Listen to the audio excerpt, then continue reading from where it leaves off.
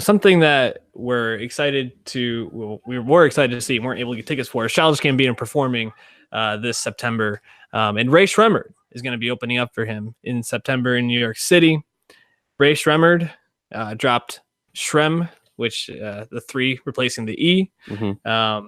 And this was a triple album with Rae Sremmurd collaboration, Sway Lee album called Swaycation, and Slim Jimmy, not Little Jimmy, jeez, Slim Jimmy with Jim Tro. Is that what it's called? Jim Tro.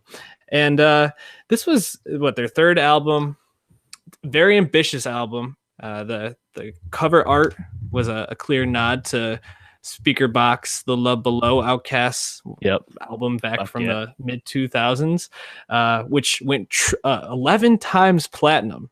That back in 2003 or whatever that was. So that ain't from streaming numbers, dog. That's dollars, dog. And I mean, this is an hour and 40 minutes. So this is probably the longest album of this year that I've listened to. Just beat out. Well, it's slightly shorter than Migos. It's like, is it really slightly shorter than Migos? Despite being 3 tracks longer, it's like 4 minutes shorter than Migos. So it's effectively the same length. God damn. Just ridiculous. I mean, Rae Sremmurd, they burst on the scene in 2014 with No Flex Zone, undeniable, fun song, and then really blew up with Black Beatles and the Mannequin Challenge in 2016. 2016. So 2018, 2 years after the last album. Is this a good album? Is it worthy of being a triple album?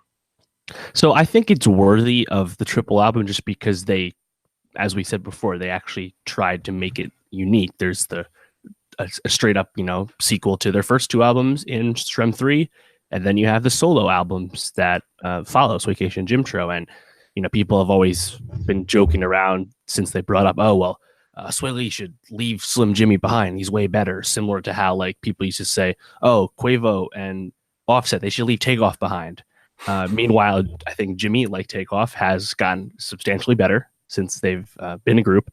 But yeah, I think this justifies the length just because it's 3 distinct discs that are all under 40 minutes long. So you can kind of jump in and out of them because they all have kind of their different vibe. And, while I still think there's some bits of filler on each disc, I think overall, that's more worthy of its length than Culture 2, which was just a lot of bloat and the same thing front to back.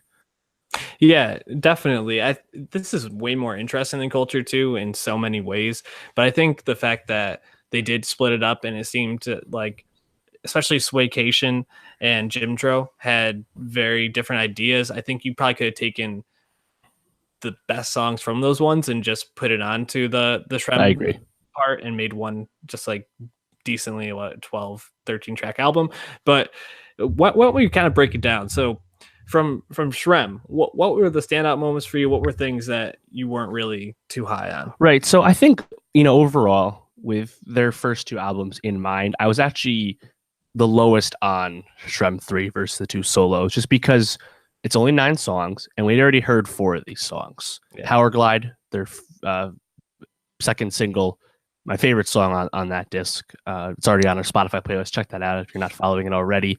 But then Perplexing Pegasus, that came out in November. That was we thought it was a promotional single when it came out. Nope, that's still here. Then Teed Up, which also, is an okay single. And then Close with Travis. So I'd heard 4 of the 9 songs already. 2 of the other ones have a feature. So I thought that disc was okay. But then I think Swaycation really switched up the vibe, as you said, because it's, Sway Lee actually doing the singing that he's kind of done here and there. Then last summer with his big hit with French Montana, Unforgettable, number 3 in the country, you'd be like, oh, wow, Sway can really rock like an R&B song. Yeah, that's basically what he did in this whole album. And, he can really hit those falsettos. And I thought it was a much more breezy listen. And then Jimmy has always been ignorant as shit. And that's what this disc is. Yeah. And it's fun. And that's what you're listening to it for, and he delivers. So I think I think, Shrem 3 itself was probably I was underwhelmed by it just because Shrem Life 1 and Shrem Life 2 both have 6 hits each, they straight up bangers. And I don't think Shrem 3 has that as many, but they're trying different things. I got to give credit to them, even if it's not totally hitting. Yeah. I think if anything, these guys are just catchy as hell. You know, Hmm. like if like even perplexing like Pegasus, a great single. I heard it again, and I kind of skipped through ones I had heard before, like Power Glide. I get it, another infectious song, but like I heard it and I was like, I'm gonna jam out to this right now. Like Hmm. that's the thing I think you have to give Rae Sremmurd a lot of credit for is even though these guys have such different styles, kind of in the same vein as Outkast, when they come together, they can make bangers. And Right. um, I know that you kind of tweeted about Zoe Kravitz's moment on this, but like a song like "Antisocial Smokers Club" really God. stands out as just like a fantastic song that I was not expecting to hear something like that in this album, but when I did, I was like, yes, this is what Rae Sremmurd can be. Yeah, I mean, it's funny. You know what vibes I got from that song? That reminded me of Natalie's rap from Mm. Lonely Island with Natalie Portman because Jimmy wrote the verse for Zoe Kravitz. He said that, Yeah. but they're like, yeah, she's cool. We have mutual friends. She vibed and she fucking wrote the verse. And I think her future price will be up now. Yeah. But yeah, it's an ignorant song. I think her like cadence, like it's a simple flow, but she really rides the beat. And Mhm. yeah, that song is just really ignorant. I think that's the highlight of Jimtro. Yeah. Oh, definitely. What was the highlight of Swaycation for you? Honestly, it was probably Hurt to Look, Mhm. the lead single when because I remember when that dropped. I remember Joe Budden was tweeting. He's like, "Wow, Sway, I wasn't planning to get in my feelings today, man. Why'd you have to do that to me?" But yeah, I think that kind of like shows the promise of Sway Lee. I mean, overall, again, I think there's songs that can blend together. You can probably skip some of these, but I think Hurt to Look kind of just shows that wow, this guy both can be a great rapper with has great chemistry with his brother, and then he also can Mhm. really do R&B stuff. And I mean, I think Sway Lee is one of the most important people in hip hop because he's one of the best, if not the best, at doing both rapping and then flipping it into R&B. He's very much like Drake in that regard.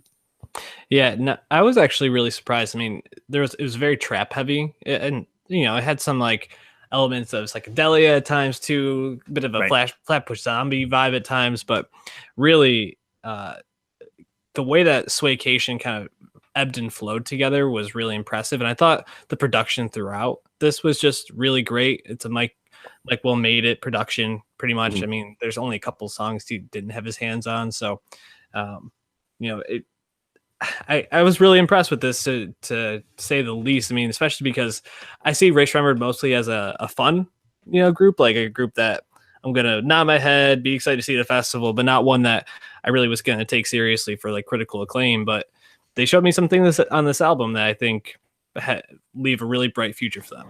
Right. Yeah. I think the lasting takeaway is, as you said before, if we kind of cut this all down into one disc, maybe like a 14, 15 tracker, it would be super, super strong. But despite not being the case, I think, they didn't just run it back again. Even Right. on Strem Life 2, they made a song like Black Beatles, which, as we all know, took off. But these are guys that are willing to, do different things. That's not like they're not lyrical. We know that. No one's expecting that from them, but they're still doing different sounds and, trying, different things on their album. And I'm really happy that they continue to, go for this and not just feel content to just kind of pump something out for the sake of, going for the charts. And it's funny because they're not actually like big chart movers. It's projected to do 55 and 60,000 first week, which actually is much more than Strum Life 2. Strum Life 2 kind of flopped when it came out, and then it was bolstered later when Black Beatles took off. So, you know, if they wanted to go for radio, they could have, but they didn't do that. They're not worried about that, and they're actually just trying to, do different things. And I think that's what you get on this album. I wanted to ask, other than Zoe Kravitz, what's your favorite feature on this album? Right. So I think Travis was kind of weak on Close. The Weekend Mm. was fine. It's probably Future. I think Buckets is pretty good. Mhm. Um, It's not Pharrell with that weird on alien Chanel. singing. So my friend Jose tweeted me that he or texted me that he was loving that verse, and like Pharrell's kind of been active in the feature game lately. Post that Nerd Yeah, album. I think it's a fun rap verse from him. Probably one of his best in a while. That's a weird song though. Yeah, no, definitely. I guess I guess he's in the mix too. I thought Young Thug actually was pretty solid on Offshore on Swaycation. Yeah, I agree with that. Yeah, I think The Weeknd, that song drags on a little bit, and it probably could have been a minute and a half shorter.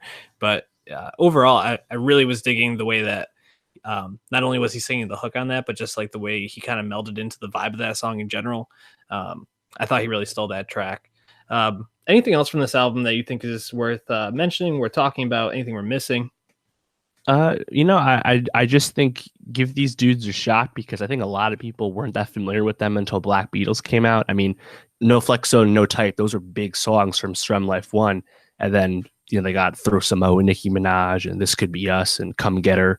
Like there was cuts on that album, but they're not really like pushing numbers, which is interesting because like they got like a lot of Instagram followers. They're like famous guys and they do great on tour, but it's just kind of weird that it doesn't totally add up in terms of streams. Like, I don't know why like Post Malone can do damn near gold in 1 week, but these guys can't hit 70. Like, it's just weird that one is so much less popular than the other, given how popular hip hop is overall. You'd think Rae Sremmurd is one of those acts that most of hip hop would be excited to listen to as soon as it drops, but maybe that's not the case.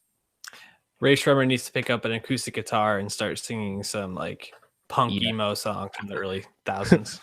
Well, maybe Sway's feature on Beer Bongs and Bentleys will drive more people to this album. Let's hope. Yeah, I definitely hope because it's a sad world when Post Malone is getting a lot more love than Rae Sremmurd. So I do take solace in the fact that Drake will no doubt blow away his streaming week record once Scorpion comes out. So no doubt he won't keep that record. It's just a matter of time, basically.